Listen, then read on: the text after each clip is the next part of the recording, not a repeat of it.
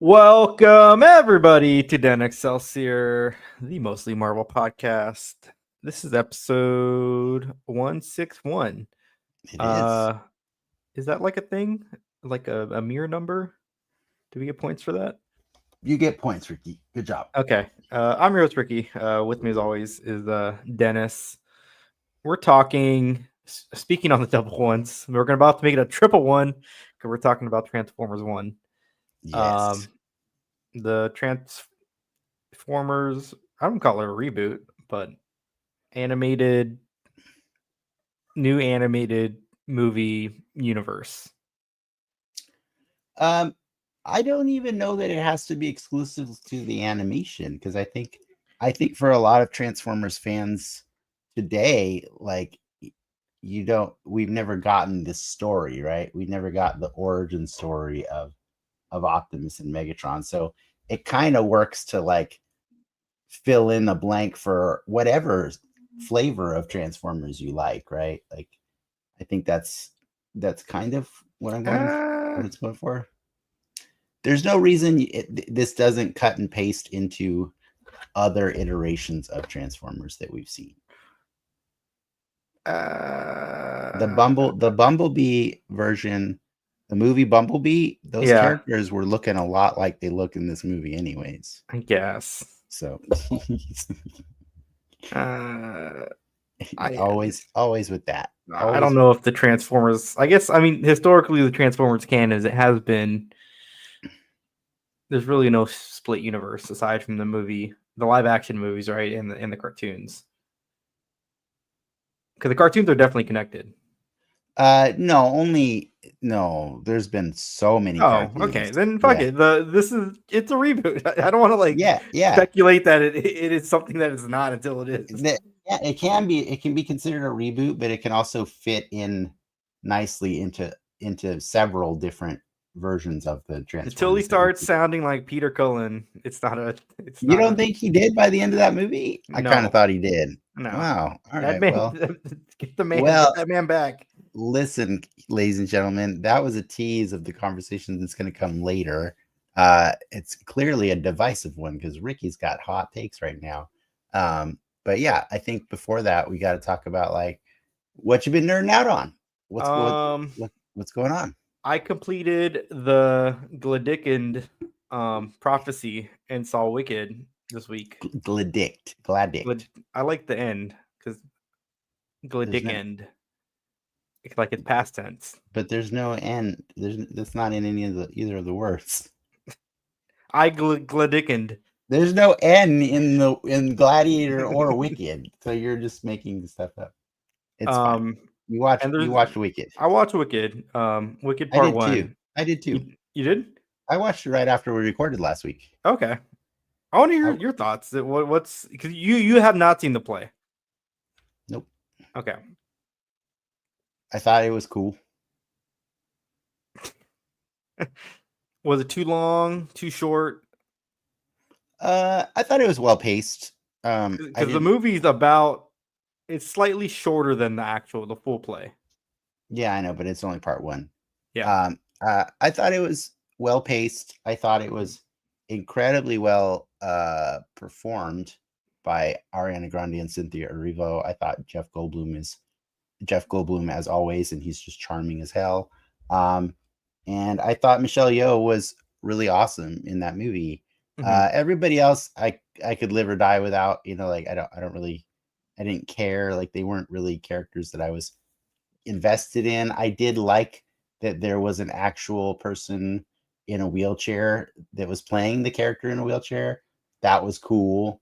They do some kind of gross things in Act 2 with that, but okay, that's fine. But what I'm saying is, without having any of the context of knowing anything about this, other than I knew that it was a kind of a story that was, almost like a fanfic story of taking the original movie Mhm. and elements from the book and kind of expanding on that. And so um I think they did a fun job of like making that world interesting because honestly, like I've seen a lot of different like prequels, sequels to Wizard of The Oz. Great and Powerful, James Franco's finest movie. That one. I've seen Return to Oz, which was like a TV movie or TV miniseries back in the day on like Sci-Fi Channel and stuff like Wasn't there a that. show just called Oz? That is not related to. Oh, That is in no way what related was to the it. Wizard of Oz show in like the 2000s? Early on. Uh, I don't remember. But Oh. my point is, all of those I didn't find very interesting, and I did find this one interesting. I was very moved by the first song that Cynthia Erivo sung when she sang when she got to the school, the one where she like runs out in the field and like Mhm. sings. I was very moved by that song. The rest of the songs were fun. They were fun. I think my biggest problem with them is, and it's something like my wife and I kind of like commiserated on, like actually before that movie, we were talking about how like our relationship to music is a little different than a lot of people's because people are always like, "What's your favorite type of music?" and all this stuff, and like, I don't know, man. I'm not like it's not to say I dislike music. I love music. I just my ears or my brain, one of the two, they can't really pick out words very easily in Mhm. songs a lot of times. And it was really interesting to learn that late in life that my wife has the same problem with music. So her solution is she always just fills in the blanks with different words entirely. But I think that's a real negative when you're going to watch a musical. Like I couldn't understand a lot of the things they were saying, and I kept They do weird enunciations in that yeah, movie and with their words I too. just kept sitting there feeling like an old man because I'm like, God, I love my Yeah, freaking but subtitles. you I got the love, gist though, right? You got the yeah, no, you get it through context. And like, honestly, the real reason I was excited to see that movie is because John M. Chu was directing it. Mhm. I love John M. Chu as a director. I have loved him way before It's a it was crazy rich popular to Asian love him. guy. No, he's the G.I. Joe Retaliations and Step Up guy. That's how I Wait, see him. okay, but he's not. He is the crazy rich Asian guy, though, Yes, right? yes, he Okay, is. He is. yes. That's when he blew up. You know what I mean? But yeah, for me, I loved what he did with G.I. Joe Retaliation, and I loved the Step Up series and like what he did, like how those are bad movies, but like he made them cool. Like I want to watch Retaliation for this show. I like that. I think I like that movie a lot. I love G.I. Joe Retaliation, and That's I like ascending rock. That's an ascending rock movie, and I think yeah, that's where he hits his stride. it's definitely a descending Bruce Willis movie though. Oh, They were crossing at a different point in their careers there for sure. But I digress. Like the point is, like, I was very satisfied with the choreography and the direction and the way, like, because I knew it was a play, right? I did know that. But I Mhm. love the way the musical moments chose to show you how they could do more with a movie. And so they would edit in the same song, but shot in different scenes with different costumes, and they would edit all together. That was really cool. Yeah, I liked it. I thought it was a really good movie. I really had fun with the performances, but I'm pretty sure I didn't like it as much as you liked it. I was crying at the end. I didn't think I was gonna do it. Defying Gravity is a great song. It just it was like I was like the Winter Soldier in that chair, like as the because it builds up to like her finale, like I don't know what you call it, her finale number, her finale note she hits at the end of that song, right?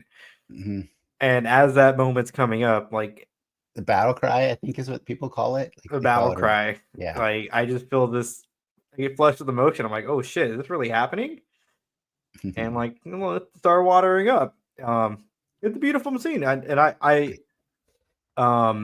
I saw this play with my grandmother. Oh, cool. So there's just always memories with seeing that as well tied to this play. Okay. Um, But I thought it was great. I went in fully not wanting to see it because I do think the play is great. The set pieces, the numbers, like it's um I don't want to say like it's baby's first Broadway show, but like you get the spectacle, you get the song. It's like not a I don't say it's an overly complicated story, right? It's a little bit complicated, but I think that's why they need the time to tell it. Like that's why they need 5 hours to tell the story, right? It's a Yeah. little bit complicated. There's some two love triangles. There's a throuple in there. There's like two love Act triangles. Act 2 is definitely the play's shorter and it does wrap up like once you see what they're doing in Act 2, well, I don't want to spoil Wicked for you guys. But you're like, okay, there's not really like the surprises aren't really there because it's like, okay, you know what they're doing. But no, I thought it was great. I didn't want to ruin that memory of Wicked I had, the theater memory I had. So I kind of went in reluctantly, and I was pleasantly surprised how much of a they retained the spectacle of the play, and I think that was kind of a neat thing with their Cool. big set pieces, their dancing. They chose to use a lot more live action sets, live action props than what I would have thought to. And I think the moments where they deviate or extend from the play were really smartly chosen. Like I wouldn't know what they were. Well, like the monkeys, like when the monkeys get wings, right?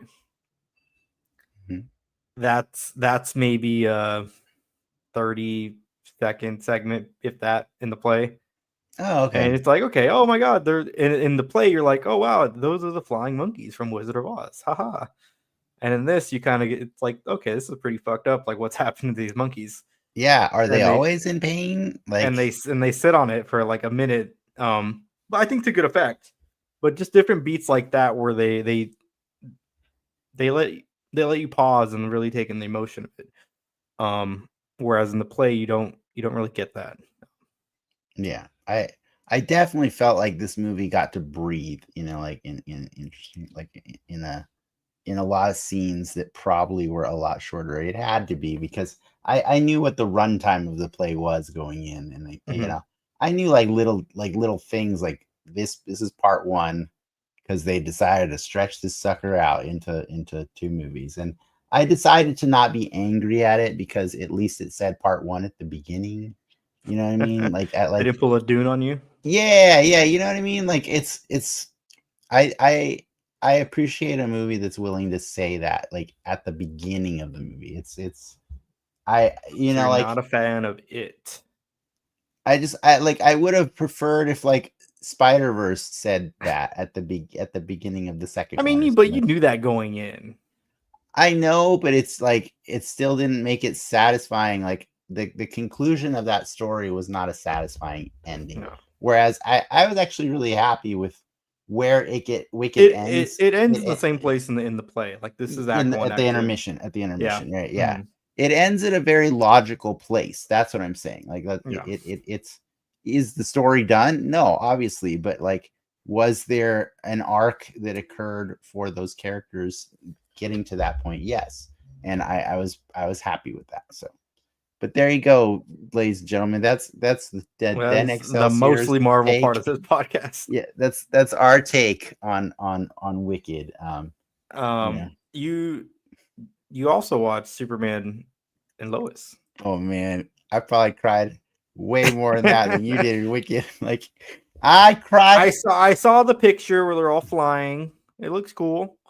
Oh, that part was okay. Whatever. Like that.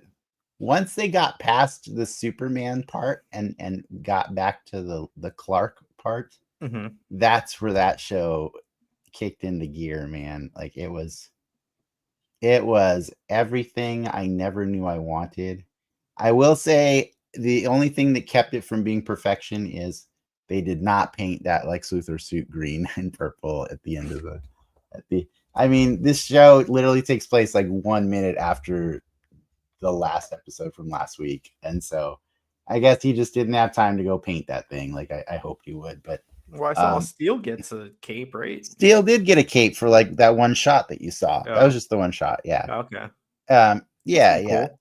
yeah. It was cool that they all got their costumes, and then like I think to spoil a little bit, like the so I think they really put their stamp on this is our Superman, right? This is their Mhm. own version of it. Like this is a Superman that exists the way they wanted to see him done. So they separated him from the rest of the DC universe.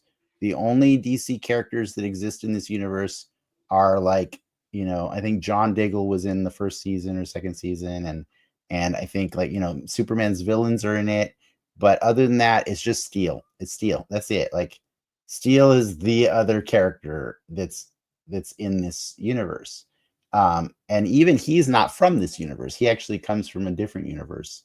So they just really wanted to keep it grounded. So like this is a I love how you Clark just that say he comes from a different universe.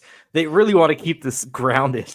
well, no, I mean they want to keep it grounded in that like this is a Superman that has to figure out how to do everything on his own pretty much, Mhm. right? Like he doesn't ever get a Justice League. He doesn't get help from Batman and Wonder Woman and Flash and stuff like that. That's what I mean. Like and Steele's he's pretty lame, man. He's got he's got like the most basic version of an Iron Man suit ever. It's just and a hammer. Yeah. It doesn't work. In the comics it works. In this show it's like it's dumb, man. I It's thought like he was more like a metal man in the comics. no, it's Like, an Iron Man suit pretty okay. much. It is. It is. His lips in the comics, his suit. It's a choice. It's a choice he makes. It's fine. But my point is like they really try to do things different than all the Supermans we're used to. Mhm. And I think the big thing they did this season is, I talked about it. Superman died, right? He died earlier in the Yeah. season. I think he Comes died at the back. beginning. He actually died at the beginning of the season. And then they figure out a cool way to have him come back because they had some Superman like sciency Superman uh formula that they'd gotten from like extracting his DNA. They had like one vial of it, and like grandpa, like Lois's mom, or sorry, Lois's dad, used it on himself to try and make a sacrifice to stop Doomsday. But really, secretly, his plan was because they couldn't bring Superman back to life because Doomsday destroyed his heart. Like he had no Mhm. heart, and they couldn't recreate a new heart for him. So the grandpa basically offered his heart as a replacement after it became all Superman-y, you know what I mean? And so that's what they did. After grandpa died, they did a heart transplant and gave that to Clark. And so he was able to come back, but unfortunately, he came back a little bit less, right? Like cuz Yeah. it's a human heart that's been modified by Kryptonian DNA and stuff like that. So what it meant is like they were doing like, oh, he's a He little needs weaker. family to help him. Kinda, yeah, yeah. So his family does end up helping him at the end of the story, and they do a giant CG slugfest for like the first 20 minutes. It's Superman and the kids versus Doomsday, and then Doomsday's out of the picture, and then it's Superman and the kids versus Lois, and then I mean not Lois, I mean Lex, and Steel shows up and helps, and it's all fun and stupid and smashing toys together. But once that part of the story ends, th- like that's where they started getting me is where like they're like okay Superman at some point Tyler Hoechlin starts narrating the epilogue, and he starts talking about how that heart lasted him another 32 years and he loved his life, and he starts describing his life in great detail, and the life that he had with Lois and the kids, and he got to watch the kids grow up and have their own kids, and they got to be grandparents, and it was magical and fun and everything like that, and he never spent a day without Lois for the rest of his life.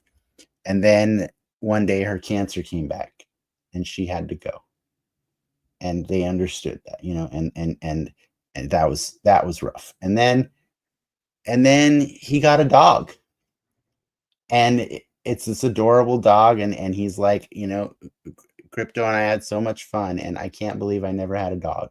again, this is like their own Mhm. universe, right? He Yeah. didn't have a magical space dog that came in He's the got a plane. lame ass dog. He's got a regular golden retriever, but like I found that really beautiful, and I found it really sweet because like I think the magic of Superman is always that he strives. He basically got to die. Like this. Yes, he got to live the He went to human live. experience, Yeah. right? Yeah. And so eventually one day that heart gave out and he had a heart attack and he died.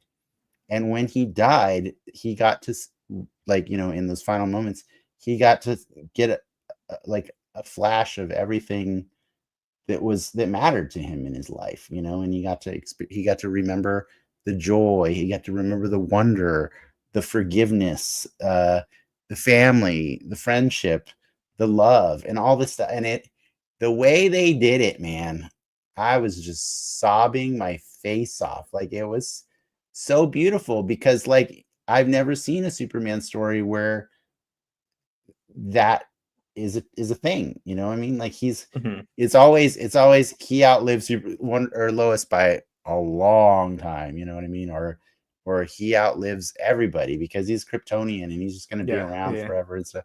And so this was just a really fun, sweet way of saying this is our Superman, and our Superman, he dies of natural causes, and that's okay, you know, and that's and I think he's better for it because he got to do what he's always wanted to do, which is feel closer to humans, you know what I mean? So I highly recommend that show. I think they went out on such a high note, that it's easily the best CW superhero show that has ever been made by a mile. It's so far ahead. Wow.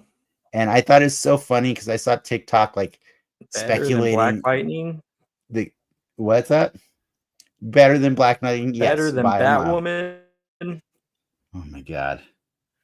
It's better than Arrow season 1. It's better than The Flash season 1. Okay? Like it's better than Smallville, like by a lot, okay? It's just better. It's better than all of them. And so, you know, take that, everybody who feels differently. What's the over under on when we're getting another Superman show?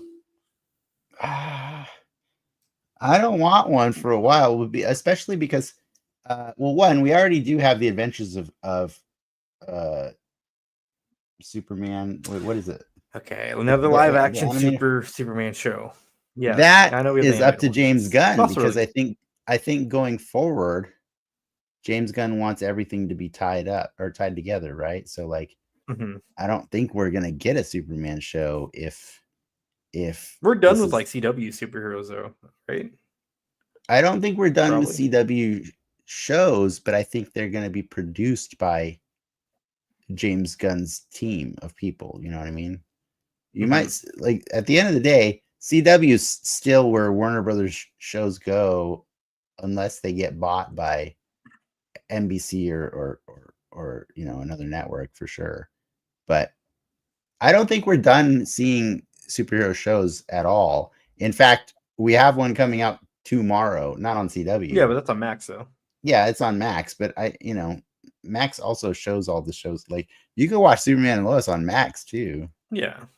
So I'm just saying, it's all. One day they're just gonna fold the app together, and it's all just gonna be the same thing, you know. So, but yeah, no, I like it's funny because I also watch What We Do in the Shadows, and they both come out on the same night, and usually in the morning, that's the first thing I watch. But this time yesterday, like I'm like, it's time. I gotta cry. I'm ready, and I did it. It was so good. So I'm happy for you that you got to watch something that made you cry, and I hope you're happy for me because I think they were both happy cries, right? They were. It's good. They weren't sad now and then. Yeah, they were good. They're good, healthy nerd cry. We were both nerding out, right? Like I saw a video the other day that cracked me up because it was like a podcast with like some guys and some girls, and they asked this girl like what she thought about Wicked, and she said, "Bro, I will never ever make fun of the Marvel fans again or the Harry Potter fans again or the Star Wars fans. I'll never do it because I get it. The second I was watching that movie, I was just geeking out over it. And then that's the thing, right? Everybody has something that just gets them going. I was definitely there's tears of joy in Endgame. Yeah. Like right. That final battle just it was 10 years we waited for that. And it was so delicious because of the payoff, right? But also because but not just the payoffs, it's because the ride itself was so good, right? Like that's what Travis is always saying when he's on the show. It's about the journey, right? It's not about how it ends. And I think the journey was so sweet, minus a few hiccups here and there, Ant-Man 2 maybe. That like how could we be upset? Like, and so I think that's true about any of these things. Like, and that's why, like, I do understand, that like the Star Wars prequels, that's your Star Wars, like I get that. Like I totally do. It's like everybody's got something that they geek out on, and it's just I think it's an awesome thing when you get to see somebody really feel rewarded for their fandom. And so I think that's it's a beautiful thing. So I'm happy for all of us. If you like Gladiator or Wicked or Superman and Lois or What We Do in the Shadows, man, it's all good. It's all good. Yeah, you had mentioned it. Creatures Commandos tomorrow. Venom's next week. No, Craven. Craven's next week. What We Do in the what we do. What If the week after? The week after, yeah. Marvel Rivals video game. That's tomorrow. Yeah, tomorrow night. We're ending the year strong. We are ending the year strong. Baymax is in Fortnite. But Baymax is not a Marvel character. Yes, he is. He is? Big Hero 6 is Marvel. Yes, I understand Big Hero 6 is a Marvel thing. But Baymax, wasn't he created for the movie? Like I thought that movie has no relation aside from name. No, I don't think that's true. I don't know specifically about Baymax, but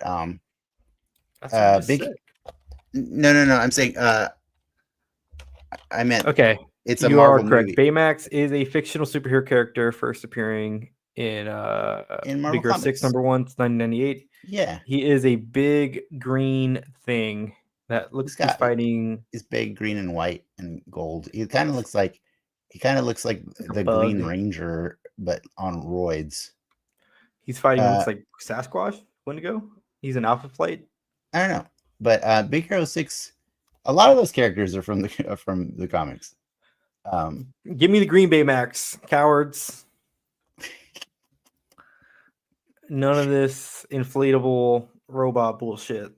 Yeah, ladies and gentlemen, I did try to get Ricky to talk about Big Hero 6 this week because I just thought it was a hole in our our collection of Marvel movies that we have not watched, but it's okay. He was very against it today. We're gonna do it another time because now he's more convinced. He thought Baymax was a Disney creation. That version of Baymax is a Disney creation. But I mean, like the name only. I mean, that version, it's not a name only. If you start reading all of it, Baymax is a robotic synth former created by the young genius Hiro Chiho. Like that's from the movie too. Like, what are you talking about? Like, it's not Sunfire, the Silver Samurai. Those are the Big Hero 6. Sunfire is no. Anyways, those are just the ones you like to know. Is the Big Hero. They're literally a Big Hero 6 one. No, but I'm saying there's other characters. It's fine. Don't worry about it. Oh. We're not doing the Big Hero 6 conversation. I did watch Smile 2 today, by the way, before we move on. I like what's her name in it? Naomi. Who's it? Not Naomi Campbell. That's the model. What's her last name? Oh, I don't know anybody's name in that movie, but I loved it. It was. I saw the ending because I wanted to see. I like the way that monster looks. You just watch. You That's a always watch cool the. ending. That's a cool ending. You always watch the endings. It kills me. It's so funny. What else do I do? Am I missing other stuff in Mossfall too? No, no. So I enjoyed the movie. I'm just saying that's something else I geeked out on. Do you want to talk about news, or do you want to get right into Transformers One? let's just get right to Transformers because there's really they're bringing back the original Human Torch in the Ultimates universe. Okay. That was the only news. Okay. That's kind of cool. Interesting. Let's do a spotlight.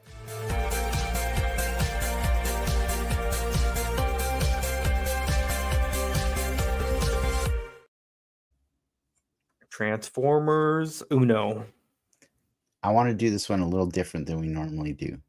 Okay. I'm sure you have questions for me. I'm sure of it because I think that's generally what you want to do with this old stuff. But here's the thing.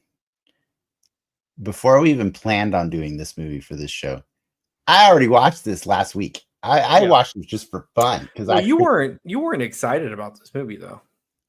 I was.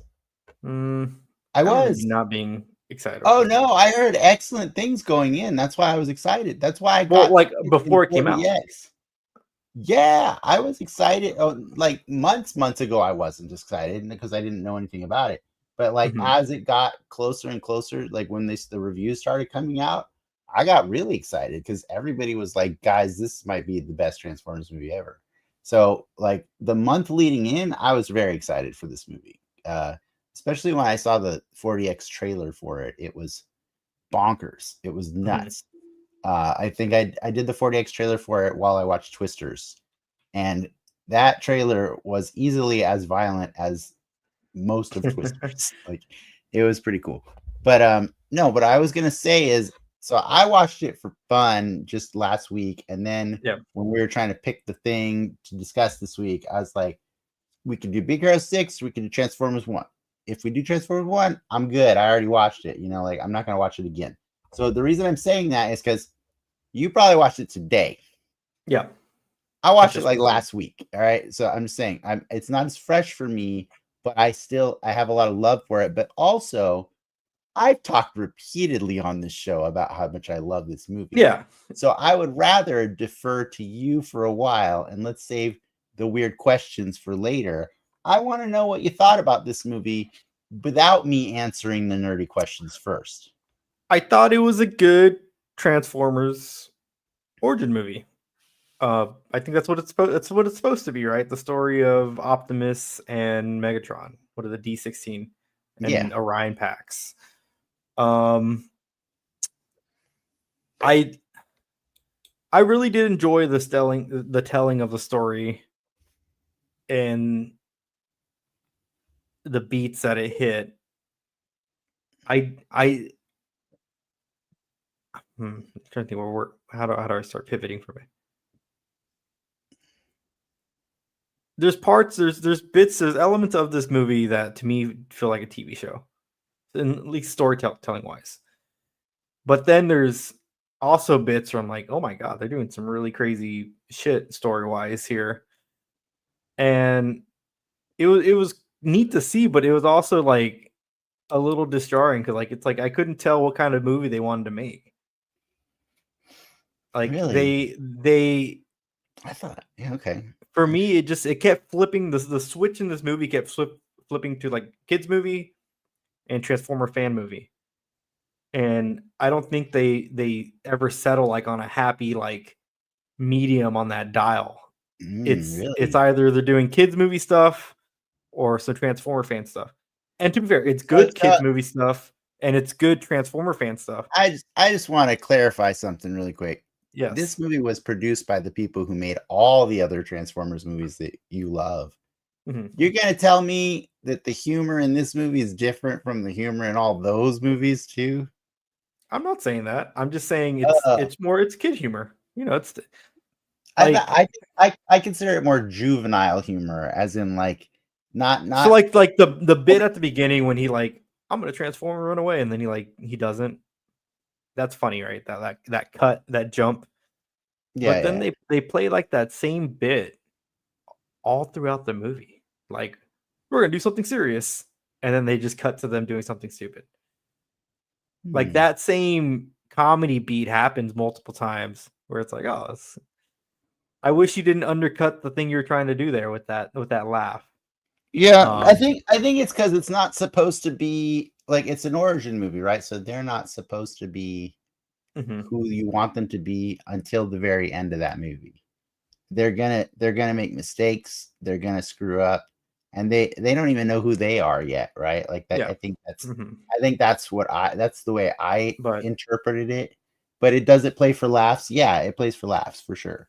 In terms of the story, though, I didn't realize how biblical the Transformers lore gets. Like Optimus Prime is just Jesus. Like in this version, he is. Yes. Yeah. Yeah. But it was cool to learn this lore. Like I really have never cared for the lore of Transformers, to be honest. Like I just want to see the robots that are in the cars. I think that's what most kids want to see. So to have them fleshed out like this, to this like at this degree was really cool. Like you get their war, their, it's, we were talking about Wizard of Oz, like Wicked. Like there's very similar parallels with what Sentinel Prime's doing, and just the shit like that. And I was delighted on how rich that story was, or how rich they made that story. Yeah. I had a funny thought while I was watching John Hamm Sentinel Prime. I was realizing because John Hamm, yeah, it might be they might have like a cartoony look to them and stuff, but if you laundry list the shit that Sentinel Prime did to those people in that movie, it's pretty wild. He is a monster. Just to be clear, like he's basically doing gender reassignment surgery to every single auto or transformer before they're even like awakened. Like he's taking out, he's taking out their ability to decide what they want to be. Like they can't even transform. Well, they don't pick what they transform to, do they? I mean, in this movie they did not, but like, like later on, they definitely get to choose. He's like clipping their wings before they're born. Sure, I like to look at it as gender reassignment. They all get to be females. I mean, I don't. Transformers biology you go down a rabbit hole there. Yeah, for sure. So I mean, is there anything else like interesting like you want to talk about? But like before I get into like the weird. Well, I guess how close to this is this origin story to, I guess, what's already been established, like in whatever their canon is up to this point. Cool. I mean, if we want to go there now, we can go there. It's pretty different. And here's the thing. I was okay with that.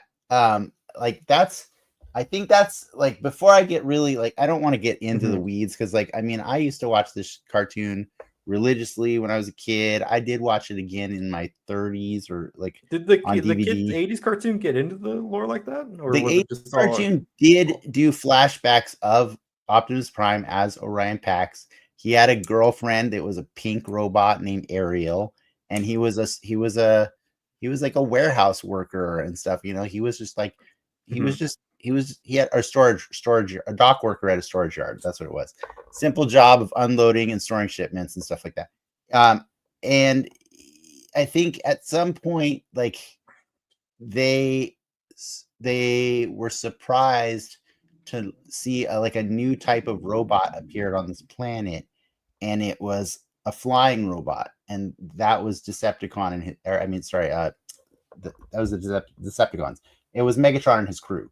And I think when it started, when it started becoming like a rumor that these bad flying guys were going out and doing like horrible like terrorist attacks and stuff like that, that's when like they met this guy named Alpha Trion, who rebuilt Orion Pax into Optimus Prime, like so that they could combat these evil flying robots. So you got to remember, that's kind of the weirdest like sticking point of the old cartoon that used to be the thing. So like I'll get into my least favorite part of this movie is them rebranding what Autobots and Decepticons are meant to be.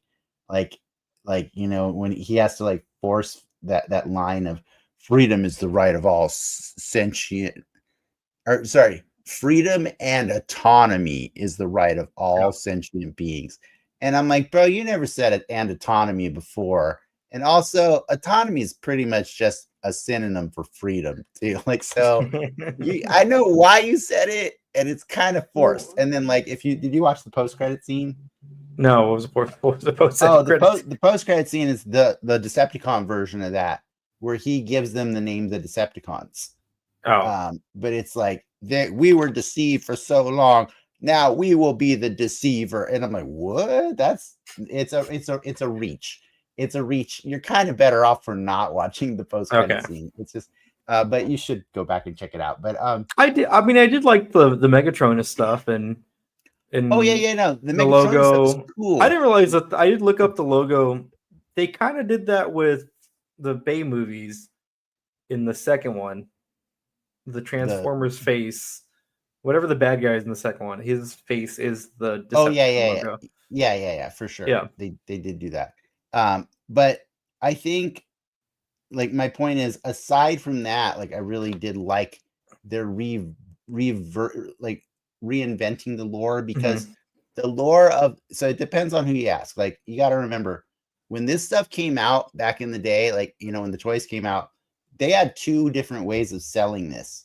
Marvel was producing a cartoon that was on TV, but pretty much like 5 days a week.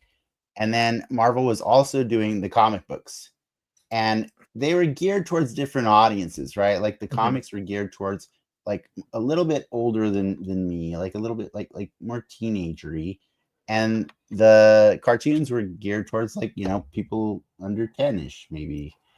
You could still like them if you were older, don't get me wrong, but there was gaping holes in their plots sometimes that were just kind of silly. I mean, the cell is like, it's the car that turns into a robot like that. But the big overarching point back then is there are the bad guys who can fly, and the good guys can't fly, and that's the deal. And so when they're so focused on that narrative, that when they finally go and let's do a flashback of what it was like, life was like on Cybertron, they're still locked into that. They're still locked into that story. They're like, what if the bad guys could fly, and what if the good guys can't? And I'm like, it's kind of dumb. It's kind of dumb, guys. So like, I don't mind that this movie. What was Megatron turning into? He was just like a space thing. Because the Megatron tank is a relatively new thing. Right? Megatron as a tank it's not that new. It's been about 20 some years now. He's been a tank, because like he was a gun for a long time. He was iconically a gun. Yeah, like he was a gun in G1, and people love it, but it's just, you can't sell that toy anymore in America, and so they've just retconned it to be he's a gun with treads now. You know what I mean? Like, that's what he is, and that's fine. He still keeps the same silhouette, like when he's in robot form, so it's cool. But yeah, like the point is, like, I don't know the comic book lore. I never bothered to go and read that. But I know that I wasn't married to like this history of Orion. I just knew his name was Orion Pax. Yeah. And I knew he was a peaceful guy who didn't want anything to do with war or anything. He just had a normal, simple life. And he was kind of like the Luke Skywalker of that story, right? Like, he was thrust into this crazy battle between good and evil, and he became like the Jesus of their universe. You know what I mean? Like, and Optimus Prime has always been a Jesus character. Like, he literally died in the movie and came back in the cartoon. I will say, like, I never got in this movie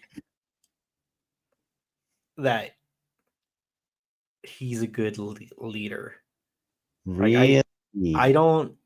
And to be fair, there's another two movies coming out where he'll probably be like the best leader. But I think Peter Cullen and his delivery of those lines, or some of the cartoon Optimus one-liners, or even in the movie, Optimus says some like pretty heroic shit. That's interesting that you would say that. Because I don't think think it hits the same with Chris Hemsworth. When he ascends back up after his death,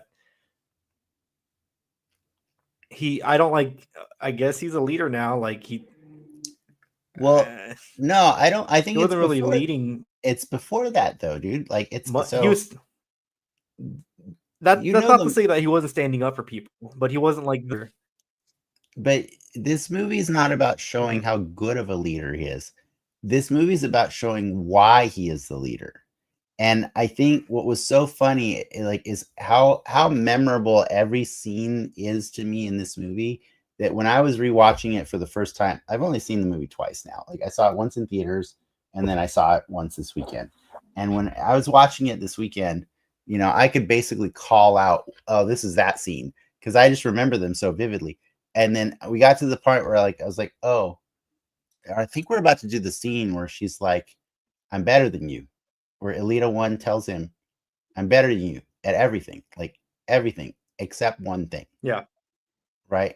And it's optimism. It's your optimism. It's your ability to see the best possible outcome in something, to see the good in trust everything. Your gut. Yeah. Yeah. You can, he trusts his gut, and he lets it guide him to positive outcomes. And I think that was such a beautiful thing. Like, it was such a beautiful moment. I actually teared up a little bit this time around when I watched it, because I know I learned, like, way later in life that, like, I never really processed that his name Optimus, it was derived from optimism. Like, that's what the point, that was the joke, you know, or that was the origins of his name.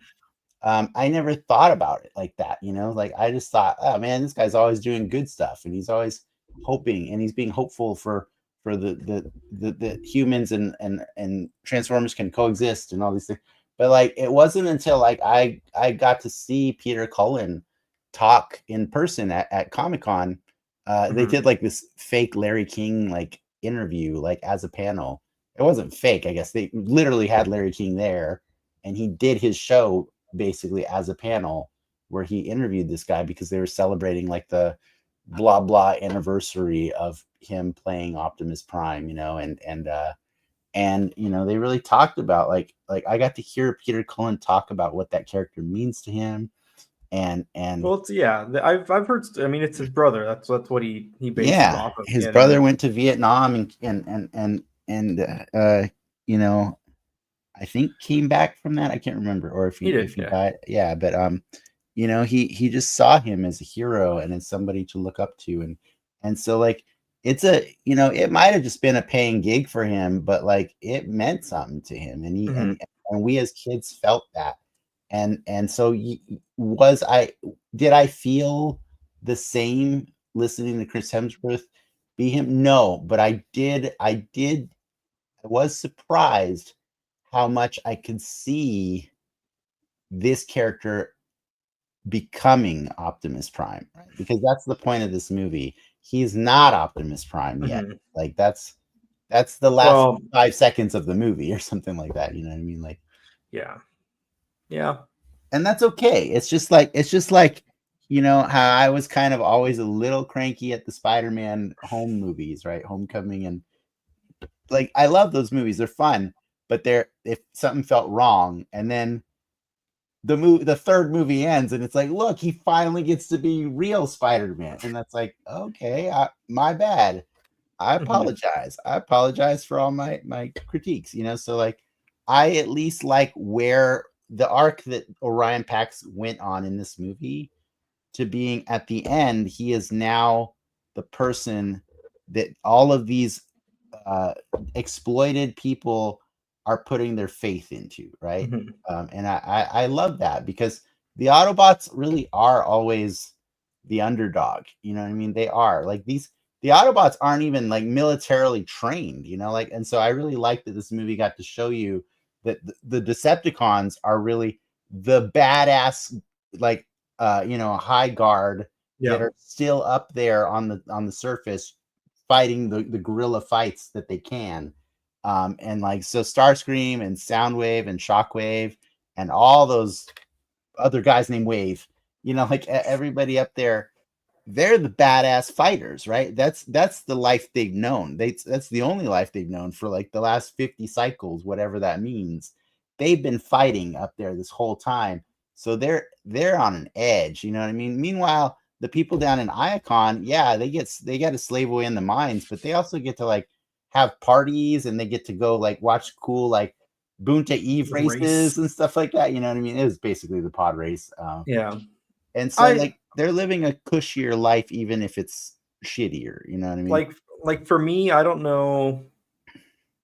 Again, first movie in what they want to be a trilogy.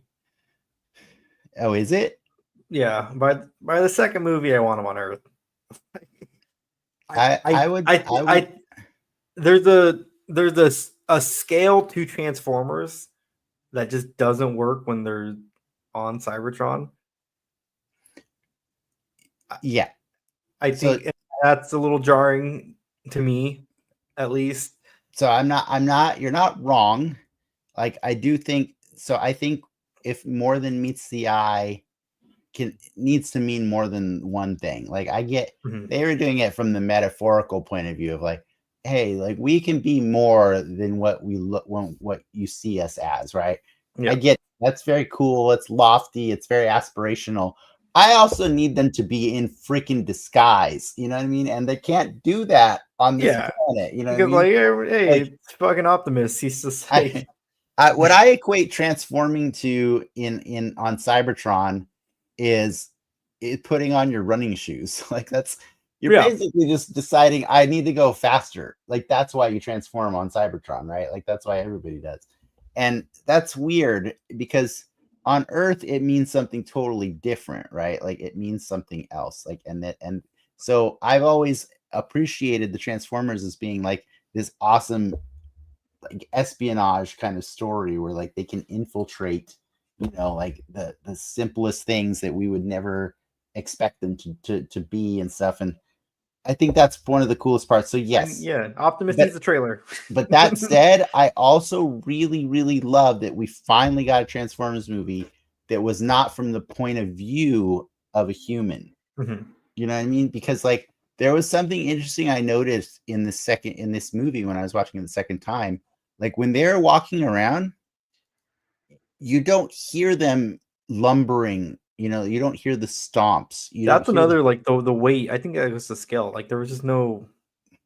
To me, that was not a great point. But I realized something. Like because my wife pointed it out. Like she's like, that's because we've always watched them from the point of view of humans. Because like a dinosaur doesn't know that it's making those noises. You know what I mean?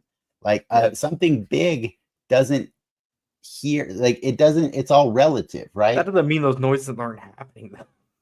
Yeah, but they aren't happening at their scale. They're not happening. That's what I'm saying. You're perceiving them from your small person point of view. Like that's why you're hearing them. That's why you're expecting them. But the narrative, the point of view of this movie is their point of view. So of course they know how to walk on their own planet without stomping. You know what I mean? Like without making it giant noises, because the terrain is their natural terrain and their size is normal on that environment. You know what I mean? They're metal on metal just sounds a certain way. Yeah, but also that whole world wasn't just all metal. But I'm saying it doesn't sound this. It's again. I don't know how you not seeing the physics. I'm not, because also part of your argument is like they're used to this world when they literally go to the surface, which none of them have ever been to, and they're like, "What's this green stuff?" Right, but it's still their planet. The sounds they make are relative to their weight and the gravity of their own planet. I don't want to die on the sound. Don't die on this hill. But what I'm saying is, like, I thought it was really cool to experience a Transformers movie that was not from a little guy's perspective. It was from, everything's normal. This is what our world is, and this is what we are used to. And then that makes for a cool second movie, like you said, where they finally do come to Earth. But I would prefer the opposite. I want to see it from the point of view of the Transformers, because do you know how high pitched a human must sound to them? Like, it's got to be crazy. They've got to sound like a little mouse. Like, it's like at that height and that scale. I've never really thought about it until I was watching it this time around. Humans must sound super weird when they talk to them, but it's cool. Like, we'll see. I know they won't do it that way because that would mess with people's brains, but it's all perception. It's all like how, who is doing the perceiving. And I think just in general, the old cartoon and the old movies and stuff were always from the point of view of like, here's a human interacting with these giant robots. So obviously they got to make stomp, stomp, stomp noises and all these things, But I would like to see the second movie still be from their point of view. We will see if they make a second movie, because Hasbro just recently sold off their. I'm sorry, they didn't sell anything off. They're no longer funding movies. Really? So, like, if you want to make a Hasbro movie, you just got to make a Hasbro movie. Hasbro's not going to put part of that bill. They'll give you the license. Oh, I gotcha. But they're not going to throw money at it. What about G.I. Joe Transformers? They're not doing that? They're not. Yeah, it's all part of the same. I think Paramount's just. No, I'm saying that movie. I think it's still happening. Yeah. They're not putting any part of the bill. Yeah, basically they're not putting any part of the bill. I see what you're saying. Because they had that whole movie division made a few years back. Yeah, but their president died, and he was the one pushing that initiative. Mm-hmm. Gotcha. I know we went on weird different directions, but like, did you like this movie? I liked it. I'll see another one. I like this movie a lot. I would love to see more kids movies or movies like this. Do you think it was a kids movie? Really? I do think it was a kids movie. John Hamm was super evil in this movie, man. I like the themes that they dealt with in this movie. I really did like some of the stuff they were pushing. It was interesting, and they make you relate to the villain in a cool way. That's my favorite part of this movie. That's my favorite part, is that it's really one of those like Magneto was right kind of things, right? Like, it's and because you turn what's historically a mustache twirling villain, right, in Megatron, right? Oh my god, like it's like, and the way and the contempt he has for anyone named Prime too, right? Mm-hmm. Like the way, because that's how he always just refers to Optimus as Prime, and now you feel that now when he says Prime, you're like, oh crap! Like the entire movie is just, for better or for worse, a chain of member berries in Transformers lore, but well written. Yes, it's very well written and very elegantly woven to a nice narrative that makes sense for, I think you would probably agree, what's probably a crazy ass origin story prior. Yeah. Mm-hmm. Yeah. I think this is the cleaner version of an origin story for them. And I also think this is the best Transformers movie ever made. I really do. I think that no other movie comes close to this one. I do have a really soft spot for the original 1986 movie, I think this is what it was. But that movie, it was a series of episodes like cut together to be a movie, and it's weird. This was an actual. How long did the original movie cartoon run for? I think 4 seasons. Like, I think they did, but 40 episodes or long. But no, seasons were long back then. I think a season was like 50 episodes. Oh god, yeah, seasons used to be super long. But it's all on Earth for the most part. No, the first 2 seasons, the G1 is before the movie, those two are both on Earth, but with the occasional. So you Space. gotta understand. In the cartoons, Shockwave and Alita 1, if I remember correctly, are the two people in charge that stay back on Cybertron. So like Shockwave is Megatron's like connection. So the lore, right? Is they crash land on Earth and then they're asleep for millions of years before an active volcano wakes them up in 1984. And what's super funny is as soon as they get online, they're like, we've got to establish connection with Cybertron. And they both do, or at least Megatron does. And Shockwave's like, oh, hey, what up, Megatron? We're still doing the fight. And it's like, where you been? And it's like, oh my God. I don't think they were wanting kids to process that. But they've been fighting the Civil War for millions of years at this point. And Shockwave is still going. And so Shockwave's kind of a little bitter at this point. It's kind of bad, right? They don't die. Yeah. But Shockwave's also a little like, where have you been, bro? I think I'm kind of in charge now, right? And there's that's a fair assessment. Like he could be. Well, there's infighting is a part of their lore for sure. Oh, right? Infighting is a super part of their lore. Yeah, but what I'm saying is so they build a space bridge and sometimes they go back to Cybertron and do something like for a minute. But yes, primarily it's on Earth. And then after the movie, I think they go on a lot more space adventures because they start being like space police or whatever. And so like there's a lot more interactions with other aliens and like it's not as focused on Earth anymore after the but that's G2 and some people don't like G2 because it's like the aliens in this one the Quintessons. That's for Quintessa's firm, right? Like that's all the same. I forgot what Quintessa is. She's like the lady, space lady. Are you talking about in one of the movies, right? In one of the she's definitely in the Bay movies, but I'm pretty sure she's in the I mean, I think the name is obviously borrowing from the Quintessons. The Quintessons are from the comics and the cartoon, the movie. The crab people. They're not crab people in the movie. They're weird, but yeah, they are basically another race of people that I can't remember. I can't remember if they imply in the movie that they created the Transformers. I think they did in the cartoon, in the movie universe. You find out they're the creators, and they were the point of the Transformers. They were meant to be their slaves, kind of thing.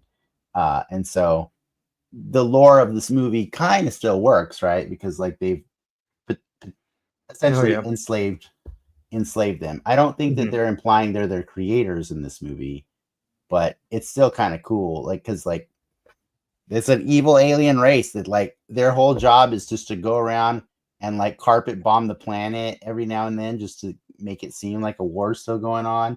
And then in return, this dude just shows up with Energon and gives it to him like every couple months and stuff like that. It's a pretty sweet deal for the Quintessons. But yeah, that's why I'm not completely opposed to the second movie not going to Earth. I could see the second movie taking the rebellion to the Quintessons first, and then the third, like at the end of the second movie, is them coming to Earth. You know what I mean? But it will start to wear thin, like if they're not robots in disguise, like that.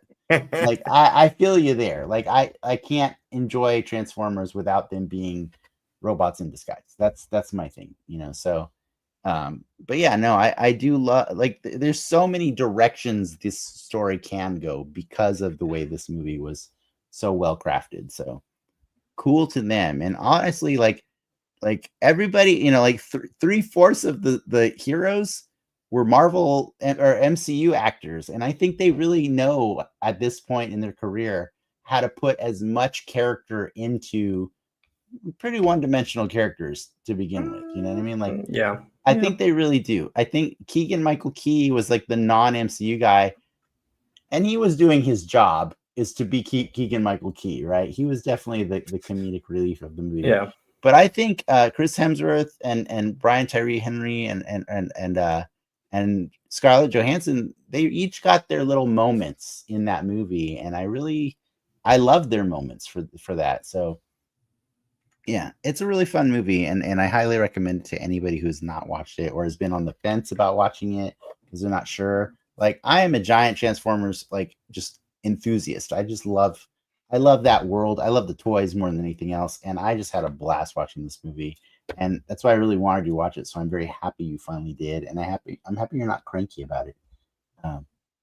No, it's a good watch. It's a good watch. It's a good watch if you have kids. Good watch if you enjoy the Transformers movies. You can watch it if you don't have kids. Exactly. You can watch it if you don't have kids. Yeah. Yeah. But I will say, now that you've seen it, how badass was Arachnid? That's cool, I guess. Is she a thing? She's new. Okay. They invented her for this movie, and that thing was cool. She was a Nice. fighter and a helicopter, right? Like that was a cool. I like the design of that character, and I liked how violent she was with the stabbies. Like, she's constantly stabbing. Okay, I got nothing else. I mean, I thought I'd get more out of you with the Arachnid, but I guess not. No. Who was your favorite character in this movie? I like Megatron. Megatron's good. Yeah, that's good. The build up, his eyes get darker, and then when they turn red, it's like, okay, yeah, It's a good answer. It's a good answer. Yeah, I really did like him. Probably, I really loved the relationship between him and Orion. I thought that was a really cool buddy comedy story until it was not a buddy comedy anymore, you know? Like, Yeah. And so, but I think the two of them were good leads that helped get us to that point. And so I that's all I can hope for, is that the guy who plays Optimus Prime and the guy who plays Megatron are halfway decent at their job. And that's what we got. So bravo to them. Cool. Are we going to talk about, are we doing a double feature next week? Are we doing Creature Commandos and Craven? Because my plan was to do Craven on Friday. I'm going to go see it on Friday, and I'm ready to do this with you if you want on Friday. Well, I won't be able to see it till late Friday. So, I mean, you can see it on Thursday. I could see it on Thursday. Go see it on Thursday, and then we can talk about it on Friday. I thought you'd be more excited about Craven. No, I'm trying to think of my schedule. It's holiday time. All right, we'll circle back. We're definitely talking about at least Creature Commandos next week. At least Creature Commando. Maybe Craven's Last Hunt. We have a guest if you want for Craven. I'm just saying. Ooh. I'll save that for later. Okay. Maybe a guest, maybe not. Only thing is definitely Creature Commandos. With that, ladies and gentlemen, enough said. Nice.